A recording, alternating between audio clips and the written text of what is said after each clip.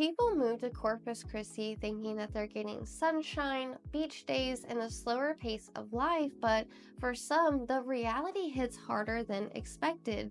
Between frustrating drivers and traffic, unexpected costs, bugs, and weather that's more intense than you might think, the regret could be real. Hey everyone, I'm Lezli Milner, a local realtor here in Corpus Christi, Texas, and in this video I'm going to be breaking down some of the top reasons that people end up second guessing or regretting their move. Things that you're not going to see on the postcards or the real estate ads, but things that you definitely need to know about before making the move here. And if you are serious about relocating here to Corpus, be sure to stick around because this might change what you look for, where you look to buy, or even whether if the city is the right fit for you. And if it does feel like it's the right move after watching this video, I'd love to help you out. You'll find my contact information in the description below. Now let's get into it. One thing that ends up being a regret for a lot of people after moving here is just how spread out Corpus really is. I actually get asked this pretty often when people reach out to me, is Corpus a walkable city? And while most neighborhoods here do have sidewalks, and you're gonna definitely see people out walking their dogs or going for a morning or evening stroll, it's not walkable in the way cities like Austin or Dallas are, where you might live in a district with everything just a few blocks away from you. And yes, there are a few walking trails around town, like the ones near Oso Bay or along Ocean Drive, which are great for getting outdoors and moving your body. But when it comes to everyday tasks like running errands, grabbing groceries, or heading out to eat, you're probably gonna need a car to get to those places. And things are just way too spread out here for walking to be your main way of getting around. Now, Corpus does have a public bus system, which is the Corpus Christi Regional Transportation Authority, and some people do use it, especially for commuting to work or for school, but in general, most locals rely on their own vehicles to get where they need to go. So if you are coming from a place where walking or hopping on a subway is normal, this kind of lifestyle shift can definitely take some adjusting to get used to. And at the end of the day, even though Corpus has walkable neighborhoods, the city as a whole is very car dependent, and for some people that ends up being a big reason they regret moving here. When it comes to finding work here in Corpus, the options can feel a little bit more limited, especially if you're used to the variety that comes with bigger cities. Unless you're in the healthcare, education, oil and gas, or even able to work remotely, it might take longer than expected to find something that fits your background or your salary needs. Now just know there's no real tech scene here, and we don't have a large corporate presence. So many people moving to the area are going to be either retirees, relocating through a job transfer, or commuting to nearby cities. Now, first responders also make up a large portion of the local workforce here, and the military is another major employer here in the area. We have the Naval Air Station here in Corpus and another base in Kingsville. So if you are active duty, a contractor, or you're transitioning out of service, you're gonna find opportunities in and around those lines of work. But beyond that, the job market here leans very heavily on hourly, service-based roles or a few key sectors. The biggest industries here in Corpus are going to be healthcare, education, oil and gas, industrial and port-related jobs, hospitality, and retail. And while that works well for some, others quickly realize that their field isn't really represented here, or that the opportunities just aren't what they expected. And that's where the regret can really start to set in, especially for those who moved here thinking that they're gonna have more options. The high-paying professional jobs, especially in areas like tech, finance, or even the creative space, are way harder to come by and tend to be pretty competitive if anything. That's why I always recommend doing your research beforehand. Make sure you check out job boards, reach out to employers, and just make sure there's something here that aligns with your background and your expectations. Another thing is that the cost of living here is lower, but so are the average salaries. That balance works out great for some people, but if you're used to a higher income or just more opportunity, the slower job market here can be a little bit of a tough adjustment. And if your income drops more than expected, then that's when the regret tends to really creep in for some people. Now, let's talk about the property taxes here in Corpus, because for some, this ends up being one of the bigger financial regrets after moving here. And just know that Texas does not have a state income tax, which sounds great, and in many ways it is. But what a lot of people don't realize is that the property taxes are higher to help make up for that. And here in Corpus, they can be a very good amount depending on the area you live in and the value of your home. But the good news is that you can protest your property taxes every year here in Texas, and a lot of homeowners here do. And if you're buying a primary residence, don't forget to file for your homestead exemption. That will help lower the taxable value of your home and can help reduce your yearly bill. There's also a few other exemptions that might apply depending on your situation.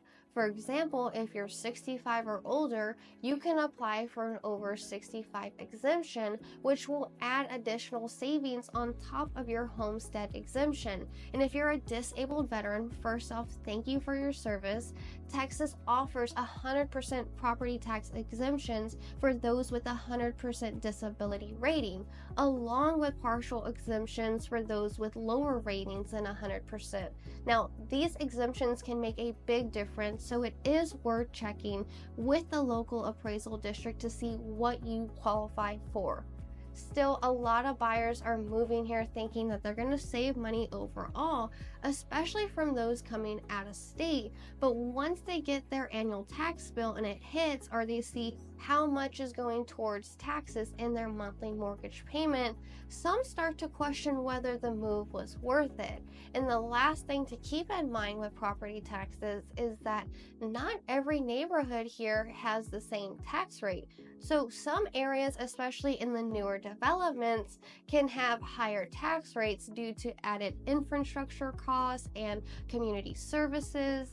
And with new construction homes, the initial tax bill might be based only on the land or a partially assessed value, which means that it can seem lower at first, but once the home is fully assessed after completion, the property taxes will likely go up in the next year or two. So that is definitely something to be aware of ahead of time, so you don't have any surprises down the road. While Corpus has the basics like grocery stores, shopping centers, local restaurants, and community events, it, however, doesn't offer the same level of big city amenities that you're gonna find in places like Austin, Dallas, or even San Antonio. The difference is very noticeable, especially if you're used to a place with constant entertainment and dining options. And for some people, that ends up being one of their biggest regrets after moving here. You're not going to find a ton of high-end restaurants, luxury fitness studios, or big-name concerts happening every weekend. Sure, we do get events every now and then, but it's not a place with non-stop lineup of trendy pop-ups and niche shops or even nightlife that runs late into the evening. And if you enjoy a wide variety of international cuisine or specific specialty stores, things might feel a little limited to you. That said, we do have local entertainment venues like Concrete Street Amphitheater, Brewster Street, or even the American Bank Center that host the concerts, the comedy shows, and the community events throughout the year. And most of the nightlife here is going to be centered around downtown Corpus. And while it is fun and it has its own vibe, it's definitely more laid back compared to major metro areas. And to just give you a real world example of how Corpus sometimes falls short when it comes to planning for growth. The new Bill Witt Aquatic Center just opened on the south side of Corpus, and it's the only city-run aquatic center that we have, and it only holds 200 people, and we're in a city over 300,000. So naturally, it reaches capacity almost as soon as it opens each day. Now, it's a great place for families to cool off during the summer and get the kids out, but the demand clearly outweighs the space. Now, there's been talk from the city of increasing capacity to 300 people if they can hire more lifeguards, but it's just one of those things that makes you stop and think, why was this not better planned for from the start? It's a solid example of how Corpus is working to grow, but still has a ways to go when it comes to keeping up with the community's needs. With that said, we are seeing more development in the works. There's been talks about a Costco, a Bass Pro coming, and even a new entertainment complex that's going to have bowling alleys, movie theaters, and an arcade space, but nothing official has been announced yet location-wise. But the fact that these conversations are happening just shows that the city is starting to head in the right direction of growth. It takes time, and for some people, the wait can feel like a letdown after moving here expecting more. One thing people don't always think about before moving here is how busy it actually gets when the tourists roll in. Now, spring break here isn't just a week, it is the entire month of March because everyone is on different school schedules. Then you have summer and all the holiday weekends like Memorial Day, July 4th, and Labor Day. And during those times, Corpus and Port Aransas become major destinations. And that means that there's going to be traffic, crowds, and longer wait times just about everywhere. And if you're living on North Padre Island or heading out that way, especially towards Port Aransas, the JFK Causeway can get pretty backed up. There are days where traffic stretches all the way into Flower Bluff, and it can just be a mess to sit through and even get through. And if there's a major accident on SPID or 361, you might be sitting there in traffic for hours until it clears up. Even something simple like going to grab lunch or running errands on North Padre or even in Port Aransas can take you way longer than usual. Popular restaurants will fill up fast, and you can end up waiting over an hour for a table depending on the time you go. A lot of locals know not to even bother going out during the busier times, where you plan to stock up at HEB ahead of time and just lay low to avoid the madness. Now, for most people, it's just not worth the hassle to sit in traffic and deal with the crowds, even if the beach is only just a few minutes away. And speaking of the beach, that's a huge reason people move or visit here. But during those peak weekends, it's packed. You're going to have tourists all around you, and sometimes someone's set up less than 10 feet away from you on the beach. So if you're not there with a big group to spread out, it can feel a little cramped. Now, if you go on a weekday or during the off season, it is a completely different vibe at the beach. You just have a little bit more space to breathe, and it's just a little bit more enjoyable without all the crowds and the traffic. But for people who thought moving here meant quiet beach days year-round, the reality during peak times can be a little frustrating. And for some, it ends up being a big regret they didn't see coming. Tourism and traffic can definitely test your patience during the busy seasons, but what really gets a lot of people after moving here is the weather. If you're not used to the heat and humidity, then Corpus can be a tough adjustment for you. Summers here aren't just hot, they are long, muggy, and honestly, they start pretty early and they tend to stick around. It is not unusual to still be sweating in October. And the winter season here cools off just a little bit, but don't expect the true cold weather like some of the northern states. It's usually just a few chilly mornings followed by warm afternoons. And I actually made a video about what winter here is really like. So if you are curious about what to expect during those colder months and you want more details on it, be sure to check it out after this video. And something else that people don't always realize is how windy it gets here. Even though Corpus is one of the windiest cities in the US, we regularly see wind speeds, I would say around 15 to 20 miles per day, and gusts that go well beyond that on some days. Now, on windy days, you're gonna see trash cans tipped over, patio furniture sliding across the yard sometimes, and let's be honest, when it's windy, there is no such thing as a good hair day. So if you have long hair like me, it is something that you're gonna have to get used to, or just make sure you keep a hair tie on you or a clip handy. And of course, I can't skip over hurricane season when talking about weather.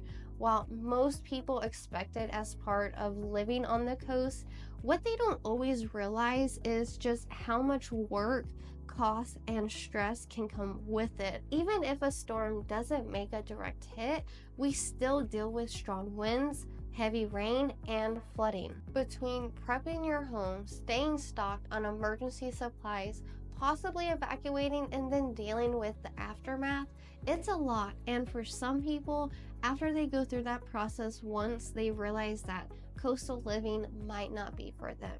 And it's actually one of the more common regrets that I hear from people who didn't fully understand what hurricane season really means until they have experienced it themselves. So if you want more insights into how locals here handle hurricanes and how they prep for hurricanes, I have made a whole separate video that goes into all those details. So if you are interested in knowing more, be sure to check that out after watching this video. And one last thing is home insurance, because being in a coastal area like this, just know that windstorm coverage is required and is usually separate from your regular homeowner's policy. Depending on where you're buying and how old the home is, it can get pretty pricey as well.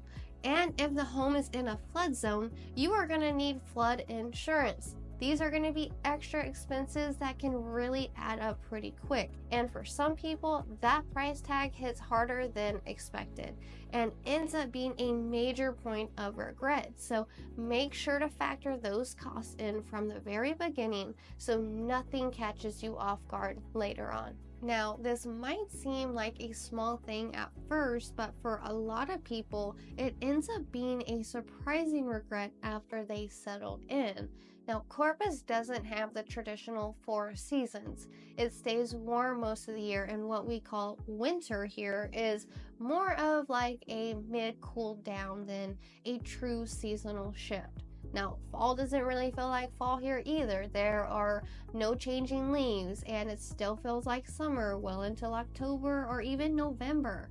And our winters here are short and mild, usually just a few chilly mornings followed by warm afternoons, and snow here is basically non-existent.